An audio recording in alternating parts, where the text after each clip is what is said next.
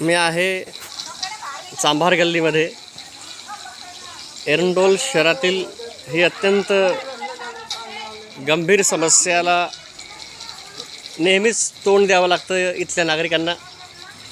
आपण पाहतोय तुडुंब भरल्या गटारी, पाणीचा निचरा व्हायलाही व्यवस्थित जागा नाही आहे. इथंही गटारींची साफसफाई केली गेली पाहिजे, स्वच्छता केली गेली पाहिजे. चालायला जागा आणि रस्त्यावरनं हे डबक्यातून गटरीतून आलेलं पाणी रस्त्यावर साचलेलं आहे. एरंडोल नगरपालिकेनं या गोष्टीकडे लक्ष द्यावं. सफाई कर्मचारी विभागाने प्रामुख्याने इथली समस्या सोडवावी. गावातील अनेक समस्या अशा आहेत की ज्या पाहून लोकांना किळसवाणं वाटतं. पाहतोय आपण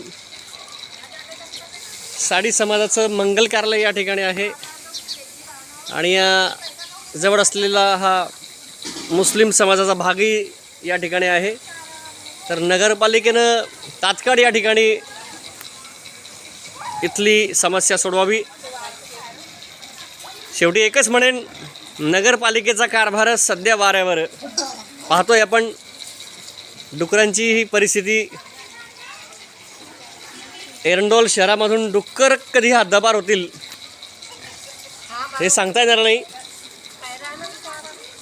मी तर म्हणतो हे डुकरं सोडणाऱ्यांना मोठा मानाचा पुरस्कार महाराष्ट्र सरकारने द्यावा. या डुकरांमुळेच परिसरात रोगराई पसरते. गटरीतून निघालेलं हे पाणी त्यावर अत्यंत आनंदानं विहार करतायत इथली डुकरं. एरंडोल शहरातील या परिसरातील नागरिकांनी पण जागे होण्याची गरज आहे.